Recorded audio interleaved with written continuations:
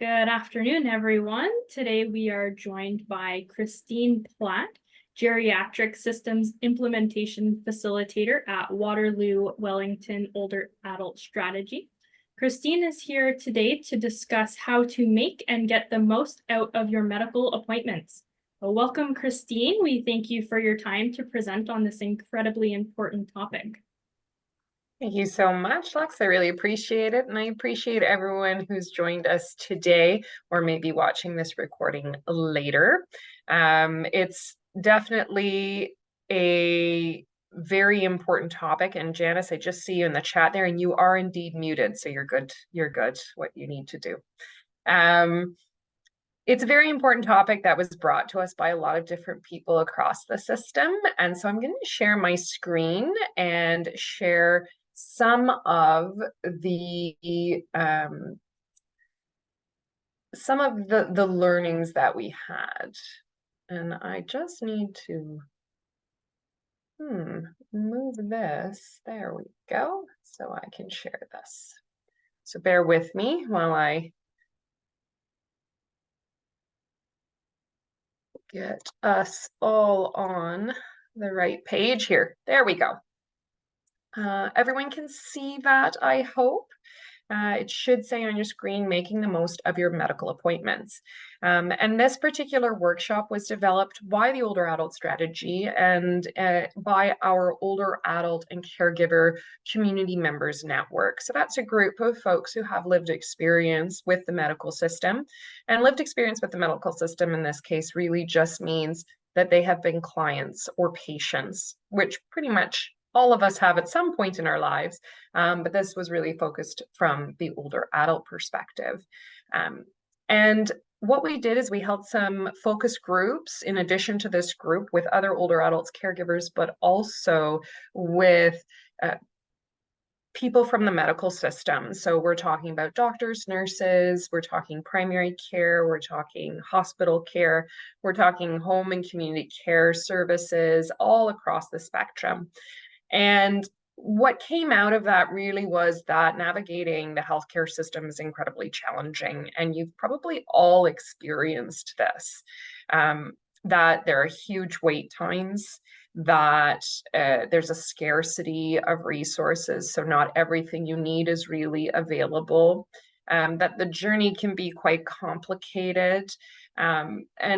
And we wanted to think of something that people could take themselves and really make actionable, really be able to use it. Because while we try and transform the system on the back end, we want people to be able to work with the current system as best they can. So today we're really focusing on what you, a client or patient, can do, or if you're a caregiver, what you as a caregiver can do for navigating these healthcare conversations.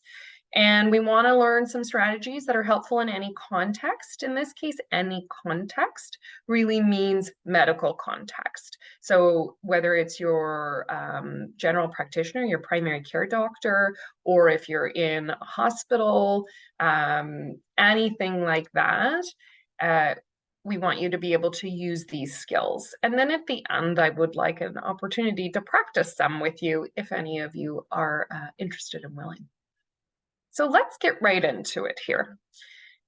When it comes to making the most of your medical appointments, one of the most important things is to take a self-advocacy approach. And you probably all do this to some extent already.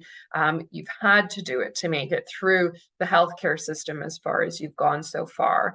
But we want to talk about what that means. So in a perfect healthcare system, the path would be clear, access would be fair, and you would not require a lot of effort. It's like this moving walkway pictured here. You would step on the walkway and it would take you to your next destination. Realistically, that is not how our healthcare system is. It is more like the picture here of a labyrinth. There are many different routes to take to get the care you require. They're often quite complex, and it's not clear.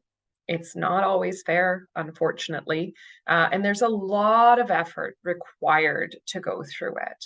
So when we're dealing with this, we have to think, how can we get better service within this situation? And so the first thing that we want to talk about is a self-advocacy approach where you're very active in your healthcare conversations and appointments. And what we mean by active, we've broken it down here, is to adopt an attitude of self-worth. So it's really important to recognize your own humanity and recognize that even if the system has told you you're fine, if you don't feel fine, you still need more healthcare services then. If you feel like something new has come up, you deserve healthcare services, just like any other person does. It's important that you center your needs. So if anyone has gone into an appointment before and they've been taken on a little journey with the healthcare provider that has gone very far from where you started and wanted to be in that day, it's important for you to come in with what you need. So my husband has had to tell many providers over the last few years about his needs and that things haven't improved. So he's post-concussive 3 years now, and he still has a lot of different struggles. And he has to remind his healthcare providers, I need more help with my vision still. So centering his needs and your needs is really important. Taking up time, space, and resources. Again, you deserve medical care, and you need to take up the resources that are available. And in fact, it's better for the medical system if you do, because if you take up more resources now, it stops from further deterioration. It stops from needing more care later. So it's better to take them up in the moment as much as you need. And as much as you need is a hard sentence to hear, perhaps, given our medical system and the complication of getting your services. So that's why it's important to be the squeaky wheel.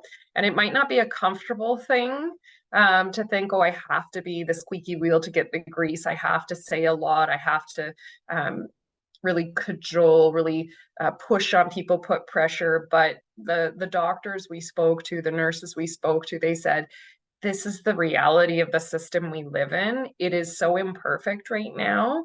And they too struggle to do their jobs within it. So please be the squeaky wheel. Be nice about it, but be the squeaky wheel and you will get more services. Identifying your rights is incredibly important. Don't feel pressured, for instance, to make a decision on the spot unless you're in a true emergency that requires something like immediate surgery. Anything else, take your time. You have a right to consider things, to research things. You have a right to a second opinion. So take your time. Don't sign anything right away if you're not comfortable doing so. And really look up the rights that you have. Often medical facilities will have those rights posted physically in offices as well as on their websites. Value your support system. You are not meant to go through this medical system alone. In fact, it is incredibly difficult to do so. So it's important to value those in your support system, whether that be a friend, a neighbor, a partner, a parent. Make sure that you're reaching out and that they're there to help you along the way, if only as a sounding board, as someone to speak to about what you're experiencing or about questions you have. They can often shine a light on things you didn't think of to bring up in appointments. Use your support system as much as possible. And then expect challenges. Because as I said, this imperfect system, it's not getting fixed anytime soon. As much as we might try on the back end to work towards it, it's going to take time. So expect challenges along the way, but see them as challenges and not insurmountable obstacles. Because there is often someone in the system who can help push things along. It just takes quite a while to find the right person or the right route. So the self-advocacy approach and this idea of being an active participant, first off, is to set your mind to say, I'm worthy, I deserve this, and figure out what this is, what you need. I want you all to think for a moment about your own experiences in the healthcare system and think about which part of the ACTIVE acronym is the most difficult for you personally and why that is. And I'm just putting them back up here so you can take a look at them again. Feel free to drop in the chat which one is most difficult for you, or you can keep it in your mind.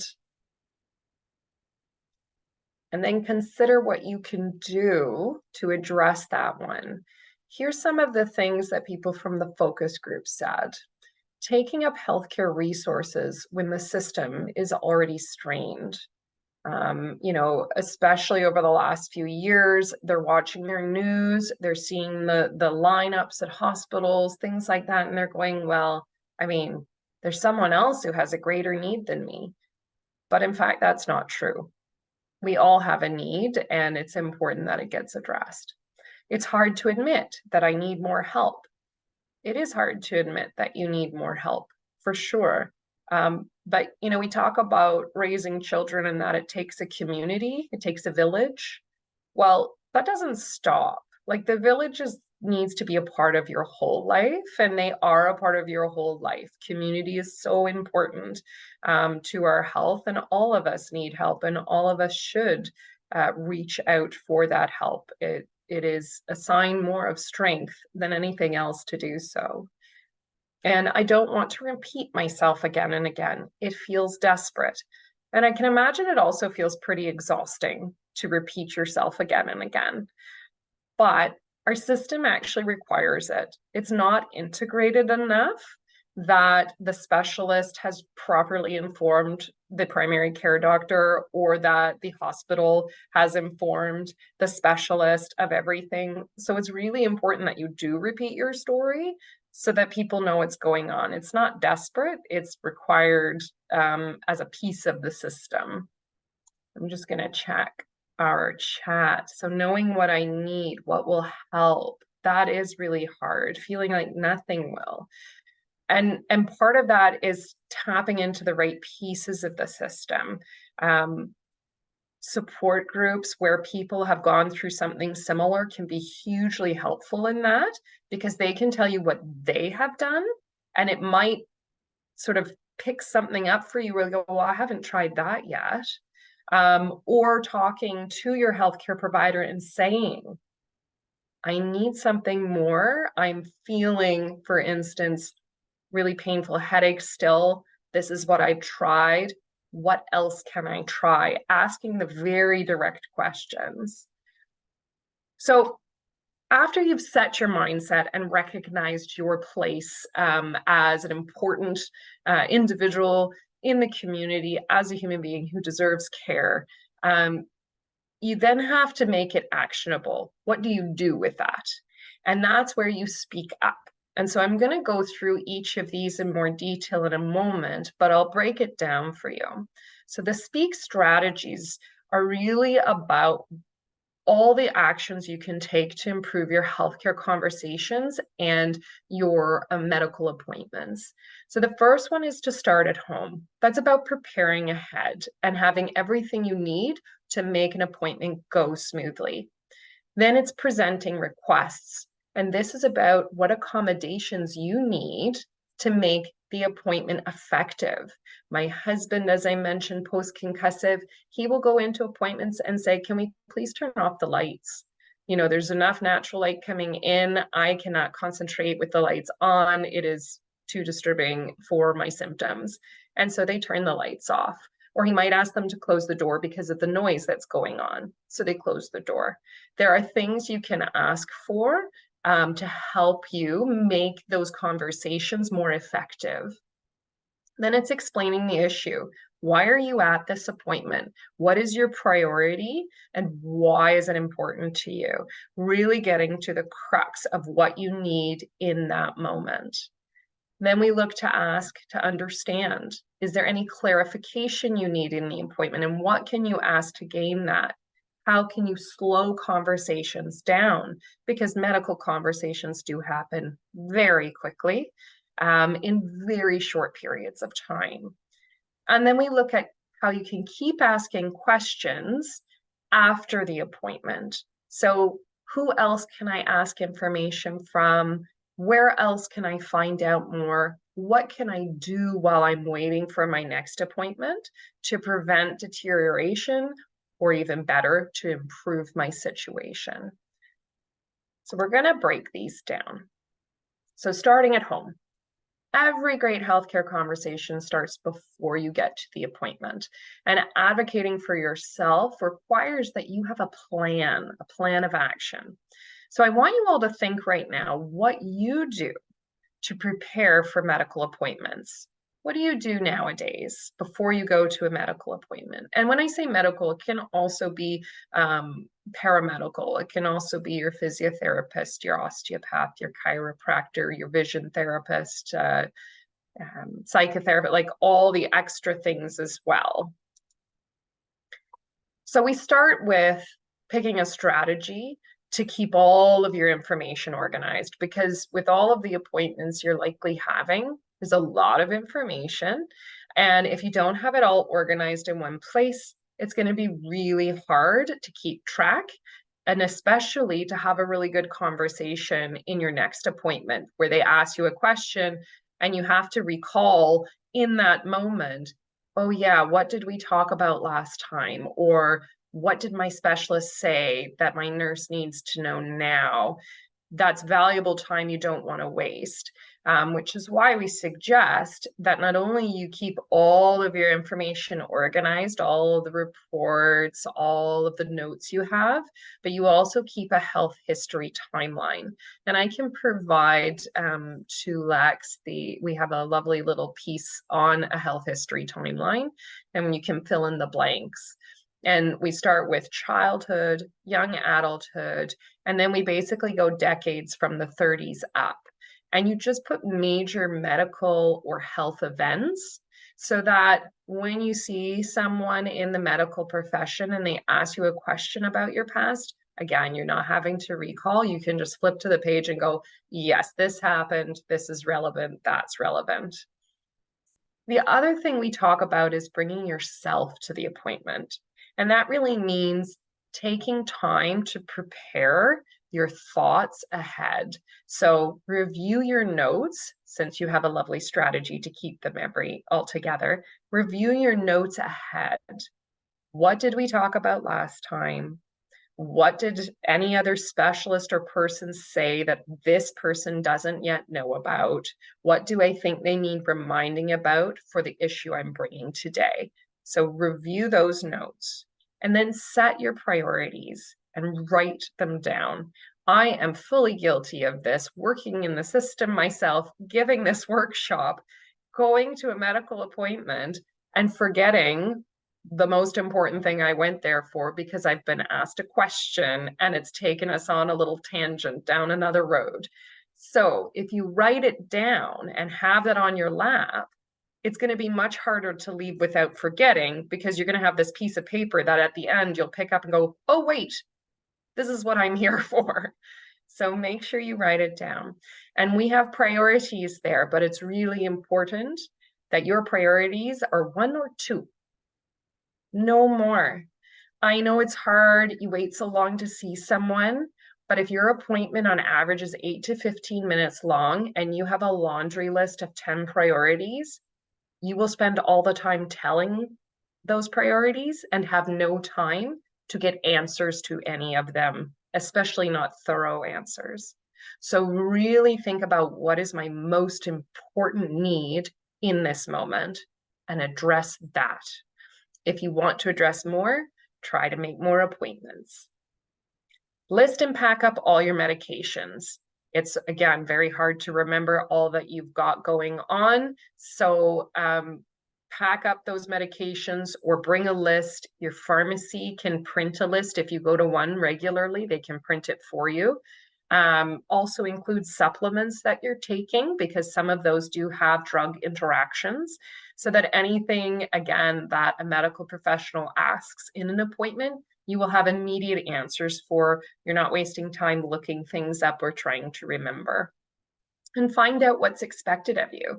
There's nothing worse than going to an appointment and them saying, sorry, you can't do this diagnostic test today because you were supposed to drink so much water, fast, wear certain clothes, like all of these things. So find out, what are you expecting from me in this appointment? Is there any protocol I need to do to prepare? Is there paperwork I can fill out ahead? Where is the best parking? Find out as much as you can so that the actual appointment goes smoothly. The second piece to this, and a very important one that I want to highlight, is to include your support people.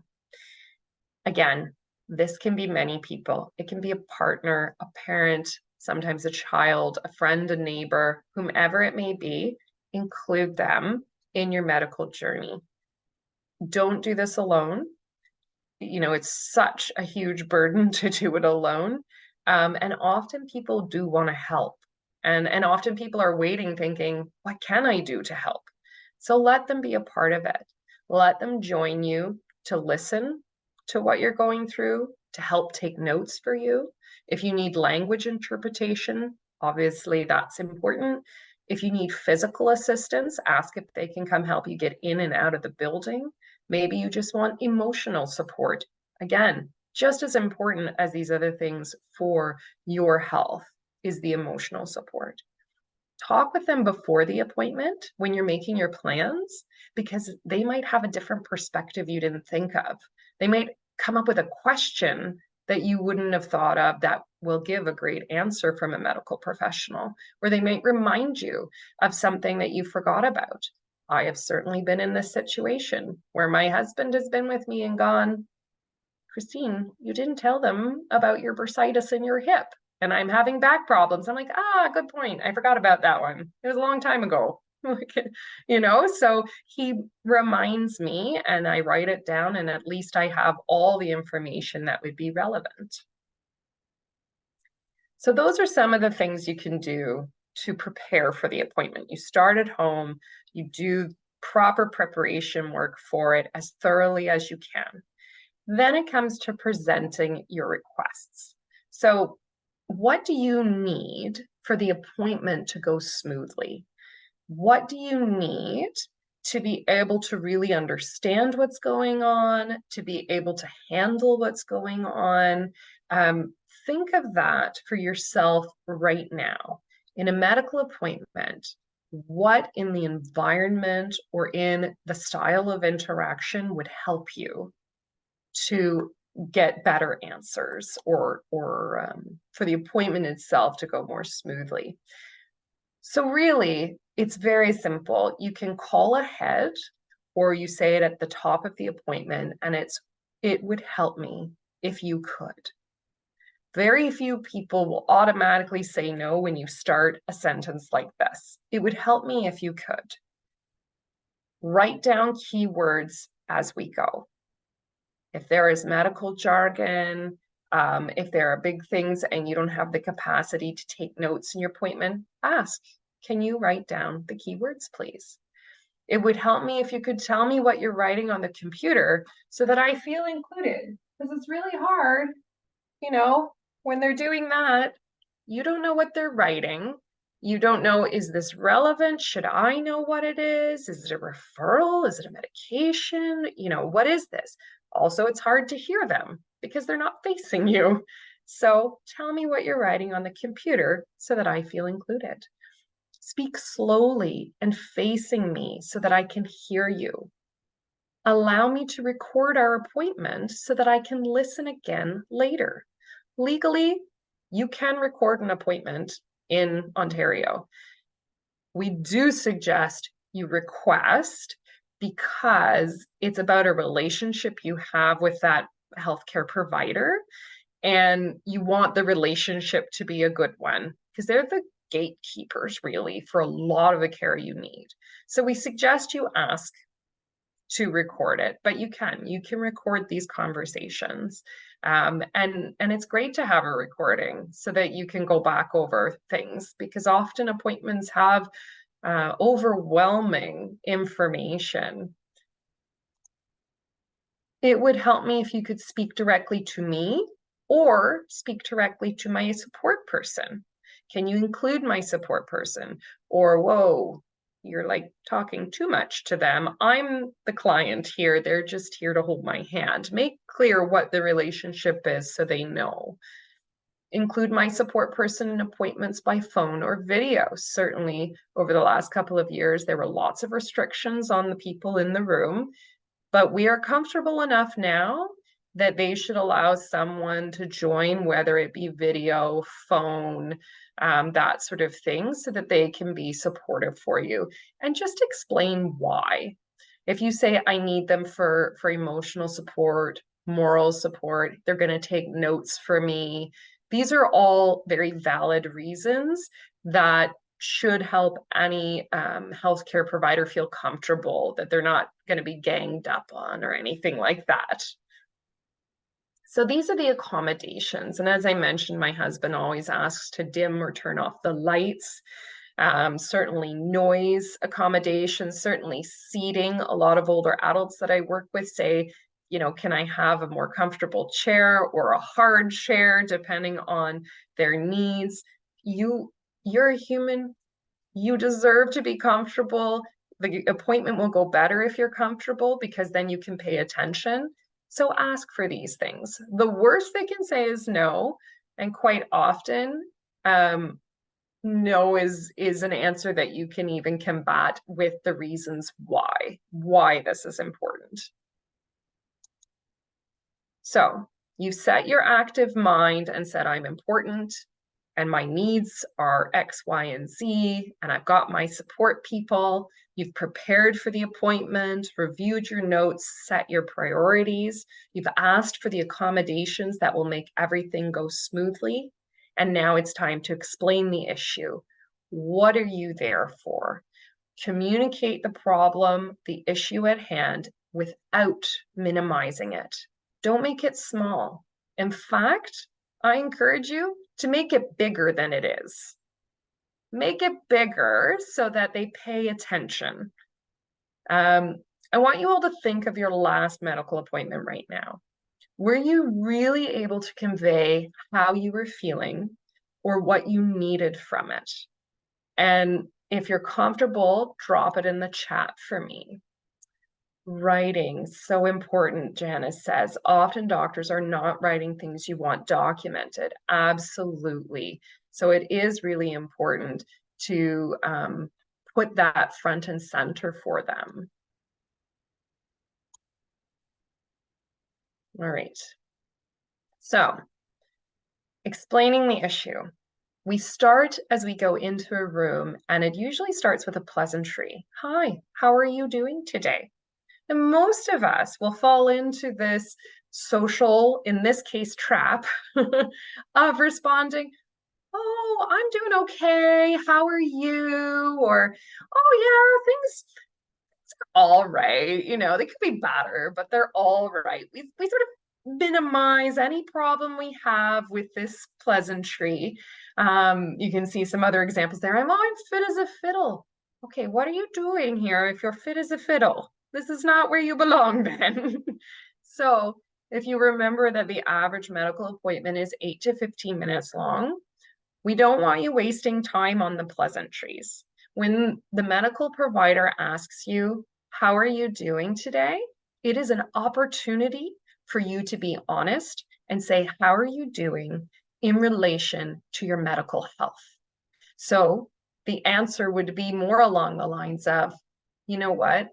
I have a lot of pain today. The headaches keep coming. They have been all week. And I'm here to talk about what we can do differently to address them. Launch right in. Do not waste time with being nice about it. Be honest about it. Tell your story in this moment. It is okay to repeat yourself. It is useful to repeat yourself. As I mentioned at the beginning, the system is not integrated enough that if you tell one provider, the other one knows it. The other piece to this is that your providers have very large rosters of clients and patients.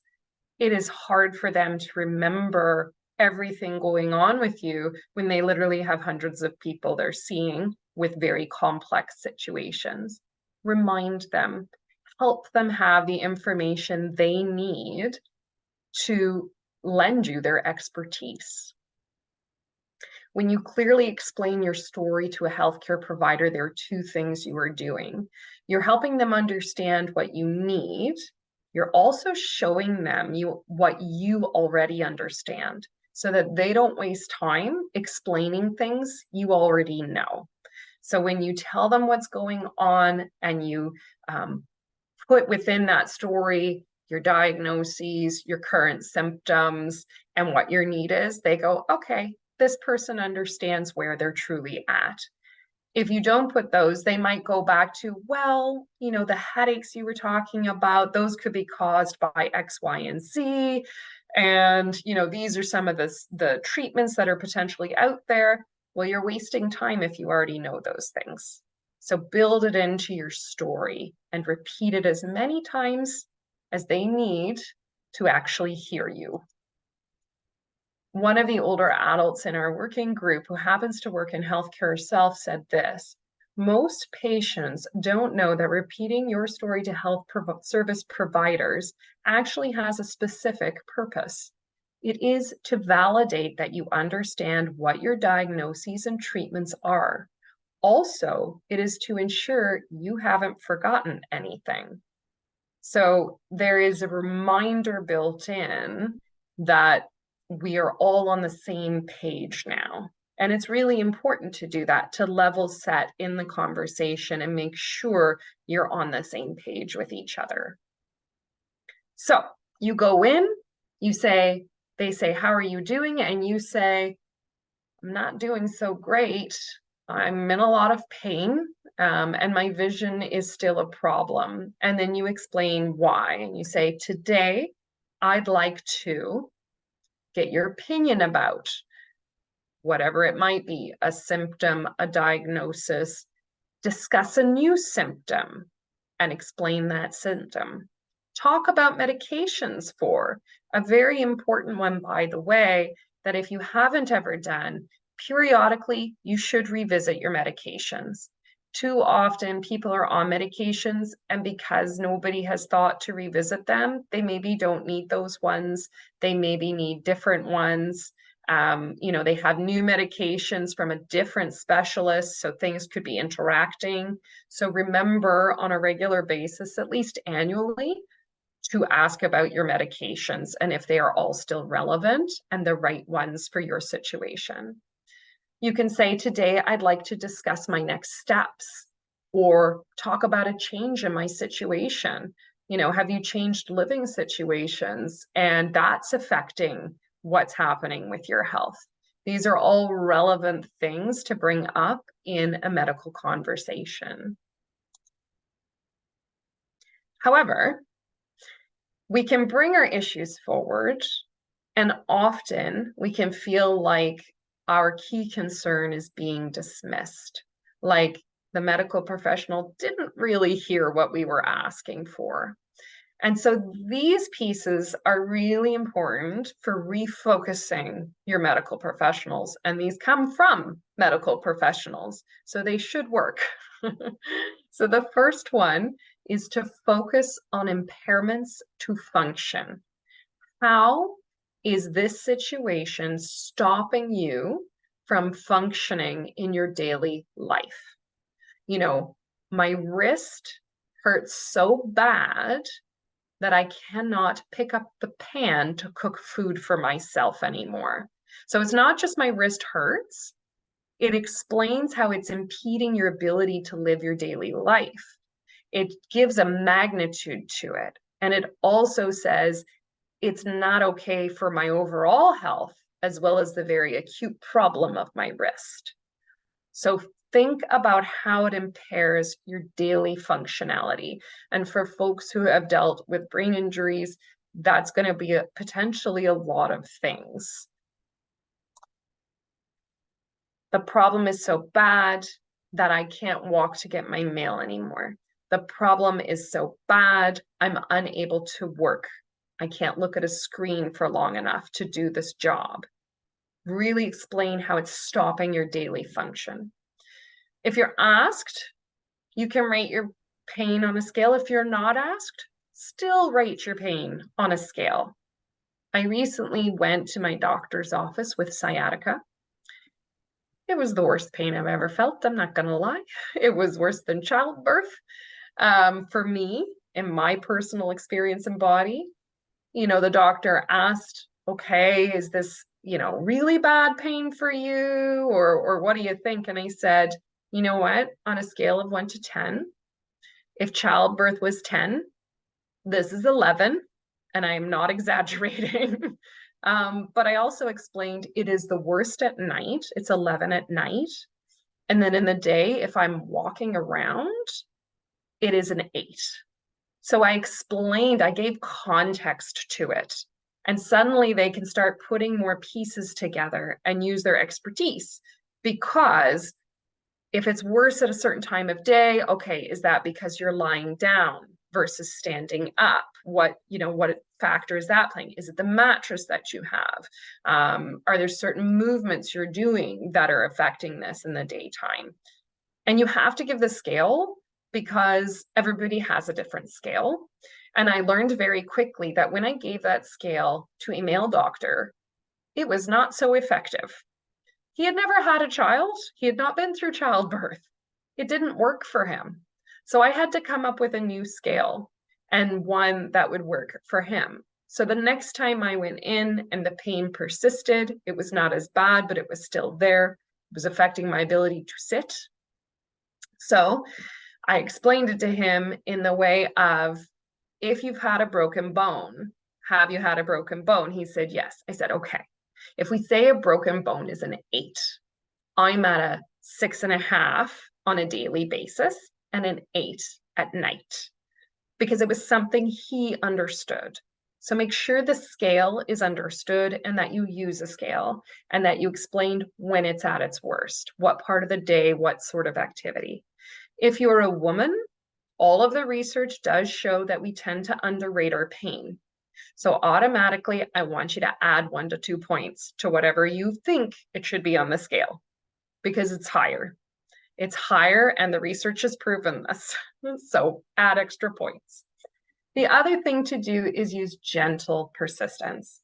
It's okay to state your problem several times. It is okay to remind them of what your need is in that appointment. So you go in, you talk about your hip, suddenly they've taken you on a tangent, you're talking about other things, other diagnostic tests, for instance. You bring them back. Thanks so much for mentioning that. I just want to talk about how my hip has still not improved. This is the thing I want to focus on today, if we can just revisit it. Bring them back. I'm going to leave this practice for after the recording with us, but I would like us to have a little opportunity for role play at the end so that you can put some of these strategies into practice with me immediately. But to make sure we get through all the content first, I want to talk about asking to understand. So it's really important in every appointment that you're seeking to understand as much as you possibly can in that moment. You only have so much time with a medical expert, and you want to make the best of it. So I want to ask you, have a think or drop in the chat what you think makes medical conversations hard to understand.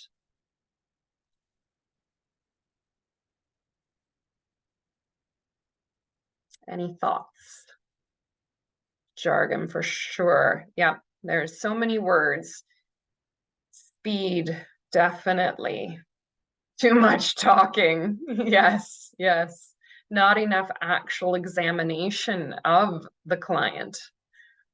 Very good. So let's look at some of the things we came up with in our focus group. Things happen too quickly, including decisions. The presentation of very complex ideas with an expectation that you know or understand it. The use of new words, the assumption of medical knowledge. It's a funny thing. You can go into an appointment and they can use all of this medical terminology and not explain it. But they themselves would not be so happy going into a lawyer's office and hearing only legalese. They would expect an explanation. And sometimes it's just reminding them, hey, I'm not an expert. Can you please explain that?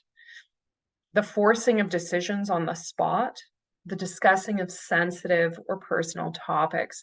And this one's really important when you're advocating for yourself, to recognize that you do have to get a little more comfortable with talking about these sensitive topics. Sometimes it's a body part you're not comfortable discussing. Sometimes it's something like incontinence, the leaks that people have. They don't want to talk about that. These are taboo things that become taboo in our society.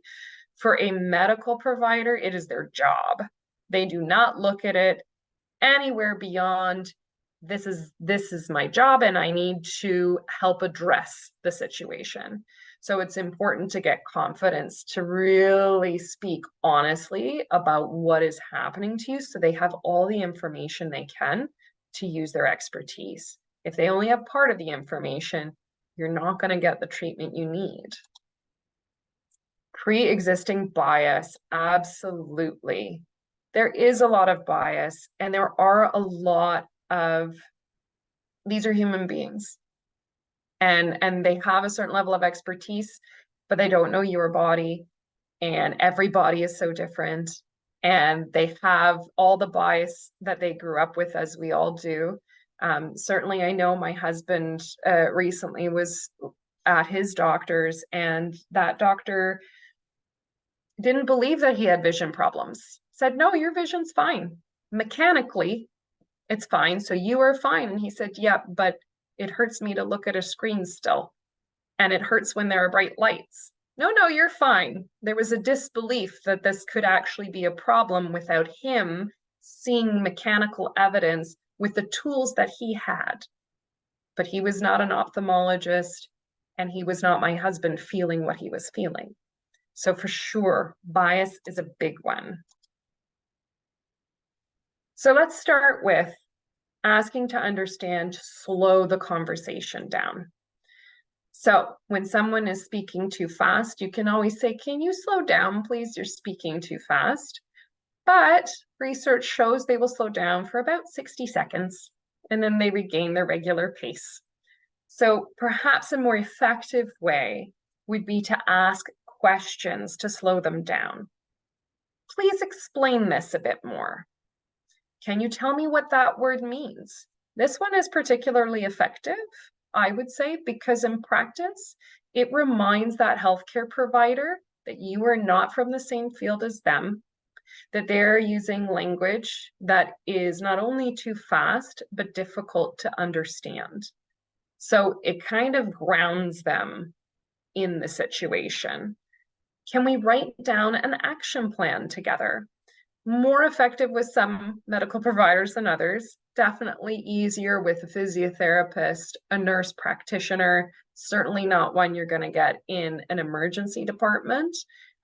Some primary care providers will do it depending on who they are, but the worst they can say is, I'm sorry, I can't do that right now.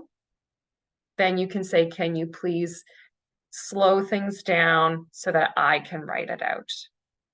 Or, I didn't get that. Can you say it again? So these are ways just to slow the conversation. Other times you need clarification. This is what I'm hearing you say. Is that right? Speak it to them in your own words to make sure you're understanding what they're saying in a layperson's term, in our everyday talk. If this happens, what are my options? by saying something like that, you already tell them you want more than one option there because you've made it plural and you've said, I want to know, can I do A, B, C? I don't want you to just tell me do A. I thought this, is that what you're saying? And then those questions from grade school, which are always wonderful. When, where, why, how. You could certainly add who to that. Who do I talk to? Why is this something I need to do? Where can I get more help? When will we be meeting again? How should I take this action? Ask as many questions as you can for understanding. I want to address the bias piece because that's something that in a medical appointment, you're not going to fix, but you can point it out. You can point out in the beginning, I know that the idea that my vision might be impaired right now without mechanical evidence is controversial, but I also know what I feel and I am in pain. So I would like you to please help me with this. This is something my husband did use. His doctor was not happy. I'm not going to lie, but he did make a referral then because it pointed out his bias in a very honest, fair way. So make sure if there is bias to point it out in an honest, fair way. If you come at it with anger, you're not going to get anywhere. If you come at it calmly, there's more likely to be some movement. Are there any other strategies that you have used or that you can think of that would help you to understand in an appointment? If there are, please do drop them in the chat. I'm going to read the chat right now. Sometimes their priorities are not my priorities in an appointment, absolutely. And that's where centering your needs is important and redirecting them back to what you need and saying, hey, I know you've got to write this in the chart, but I also need you to address X, Y. Doctors not answering your questions is another big one. And again, there's a redirect to, can we please talk about this aspect, as well as reframing your question or asking different pieces around it. Handwritten list. Yes, that is a great one. So we have an appointment tool, which I can send to Lex as well, in which it's outlines, here's the location, the time, the provider, all of that. And then it has a place to write down your top priorities and then your notes. And the notes are broken down into new information, diagnoses, prescriptions, keywords. And then there's another section that goes through next steps. So if you write things down ahead, like your priorities, you can definitely hand them over and say, hey, this is what I want you to address today. Again, when it's in writing, it tends to pack a bigger punch. It tends to be more effective for people. So at the end of your appointment, you know, a lot can have gone on in a very short appointment, and it can be very overwhelming and hard to stay engaged the whole time. So we want you to think about being curious even after the appointment has happened. So what can you do with unanswered questions at the end of an appointment? Have a think there. And I'm going to give you some of the ideas that our focus group came up with. You can always, and I would really encourage you to do this, ask for reports or notes to be emailed or printed out. If you ask for your whole medical file, there'll be a cost. If you ask at the end of an appointment, a lot of doctors and medical providers can do that without a cost and very quickly. The more you have in your binder or your red purse, however you're going to keep your things organized, the better prepared you'll be for the next appointment and for the next person who's trying to help you. Book your follow-up appointment right away. please, please, please book your follow-up appointment right away so that you're not on a longer wait list. If you feel you need more time for the appointment, lots won't, but there are many now who will allow you to do back-to-back appointments. So suddenly your appointment is longer. Figure out who you need to contact for more information. You know, I understand, for instance, doctor, that you don't have time to go through all the details with me right now. Who can I ask? Is it someone in your office? Is it a website with support numbers like Ontario Caregiver Organization or something specific to a diagnosis? Please let me know who I can contact so I can find out more about the situation.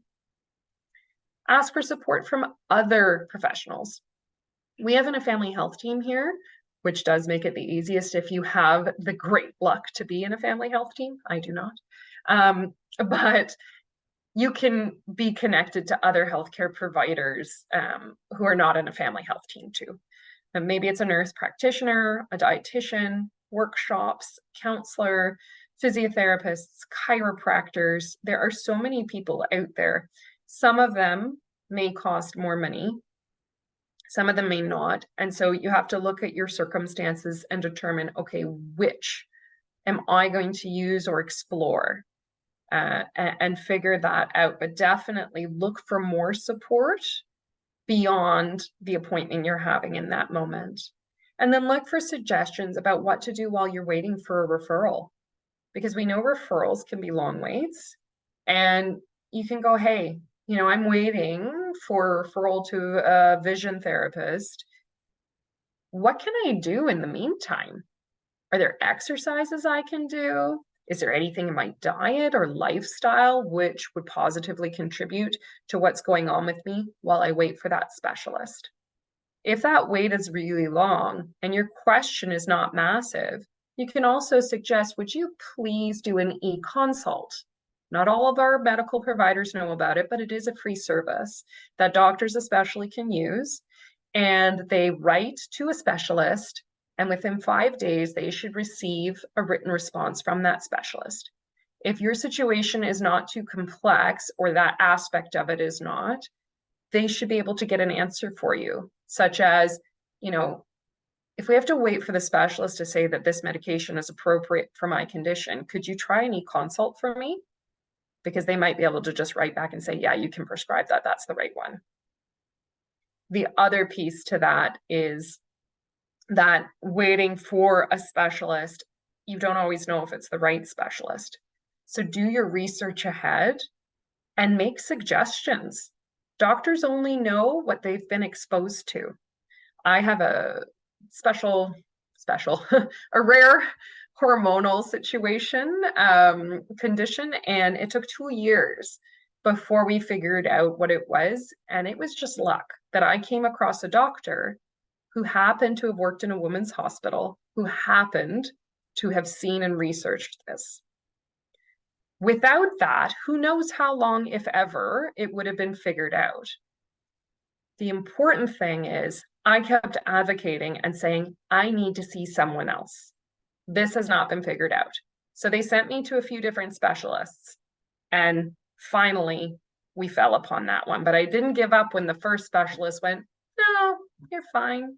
When my husband's neurologist said, you know, your eyes look fine on the appointment he did on a Zoom call because it was the middle of the lockdown, we said, no, you got to go back after because you're not fine. Very clearly not fine. So keep advocating and keep asking for alternatives. The other thing you can do is ask support people in your community. Go to your pharmacist. They have a huge amount of information. You don't need an appointment. Ask them questions. Social workers, physiotherapists, your community center, or a center like the Brain Institute, right? Can give you lots of great information. Remember to talk through what happened at the appointment with another person with that support network, because again, they can give you that perspective.